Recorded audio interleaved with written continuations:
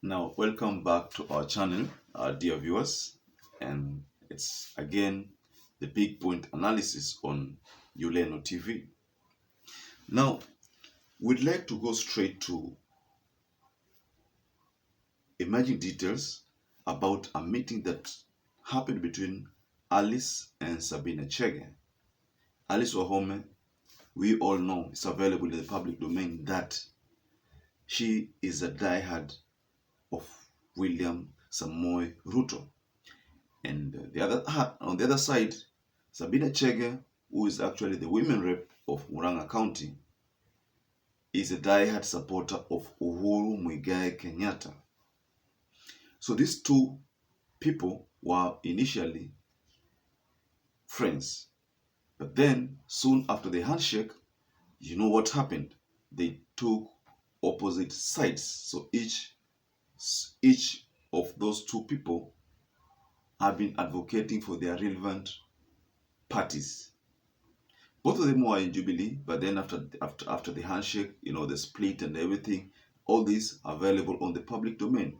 And Alice Wahome is actually the current or the incumbent MP for Kandara constituency. So we don't want to go into those details because we believe that you already know about them. But our main focus is on this specific meeting that happened between the two. But before we get to those nitty-gritties of the meeting, please just take a moment. If you are stumbled, bumped into our channel for the first time, please take a moment and subscribe. If you're a regular viewer, I really like to encourage you to give us a thumbs up. That maximizes our experience on the YouTube platform. I'm so grateful because you've been supporting our channel. Now, Alice Wahome has a son known as George, and the son is a diehard supporter of Uhuru Muigai Kenyatta.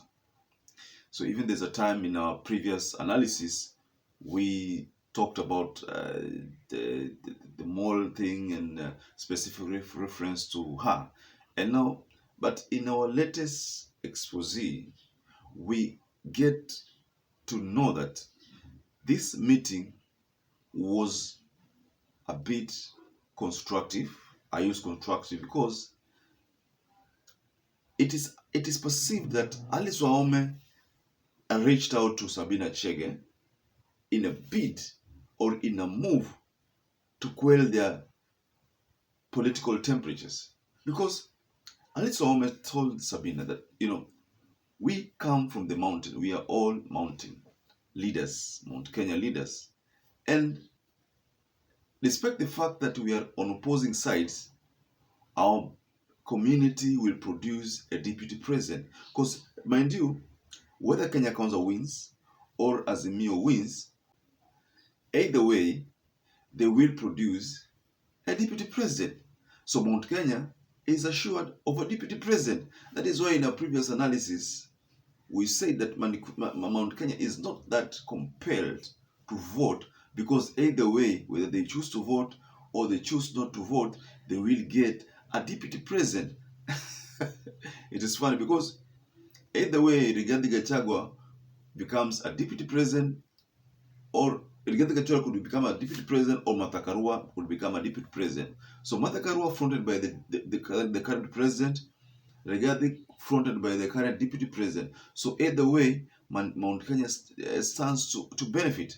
So perhaps this explains the reason why Alice Wahome and Sabina Chege, in a secret meeting at an undisclosed location, decided to meet.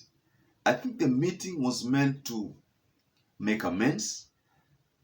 It is believed that Alice Wahome reached out to Sabina and told Sabina that she needs to actually soften her stance a bit on William Samoei Ruto. Remember, there's a time Sabina Chege had decided to take a backseat a bit from the Azimio politics.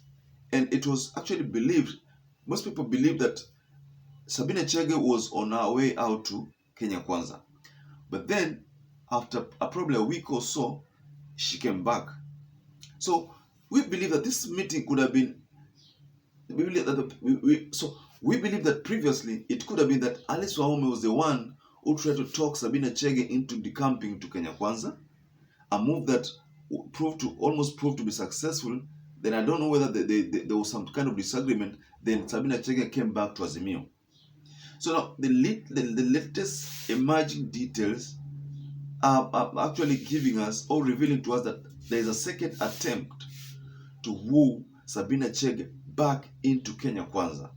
You know, Sabina Chege has been vocalist. And you remember in the Azimio arrangement, running mate arrangement, she came, I think, number 2. She almost became the deputy, the running mate for Raila Amolo Odinga. And mind you, Sabina Chege is not vying for any seat at the moment. So that leaves us with the question, because probably nothing has been promised to her on the public domain. We do not know anything.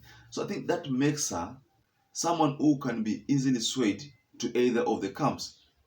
That William Ruto can decide to sway, to actually to talk Sabina Chege into joining Kenya Kwanza camp and make a promise to her. Probably will make you an ambassador to UK, ambassador to US, so probably such big roles in big places. So maybe there was some closed door arrangement of a certain ministerial position, and then William Samoei decides that now I'll give you some ambassadorial position for maybe US, UK, those countries, big countries. But word has it that Sabina Chege refused, did not agree with the Alice Wahome's terms, because we believe that Alice Wahome could have been sent by William Samoei Ruto to talk Sabina Chege into coming to their camp, because being the vocalist person that she is, she commands a bigger chunk of voters in Mount Kenya. Now, dear ladies and gentlemen, as we come to the end of our analysis, that was a brief expose. So as you come to the end of our analysis, I'd like to encourage you to subscribe if you're a first-time viewer. If you're a regular viewer, please take a moment and give us a thumbs up. And we're so glad that you'll be supporting this channel, because without you, our channel would not have got to the kind of audience that it has now. And please, as we are on our journey to 3,000 subs, please share our videos, share our channel widely, tell a friend to tell a friend about Yoleno TV, about the big point.